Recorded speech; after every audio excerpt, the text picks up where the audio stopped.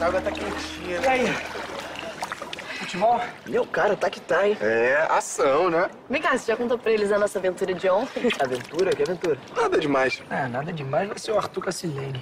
Mas eu acho que agora ele se tocou. Também, a Roberta faltou soletrar pra ele. Né? Ele não tava entendendo nosso jogo dentro da sala de aula. Era capaz de ele começar a dar aula daquilo Nossa, tudo. Deus me livre, gente. Por isso eu resolvi falar pra ele que a gente tava do lado da Silene. E que ela não tá afim do Tadeu. Ficou claro. Ficou claro, mas pro Arthur, eu só acredito vendo. E aí, mais um mergulho e futebol? Não, vocês ficam aí, a gente tá com frio. Não, vamos lá!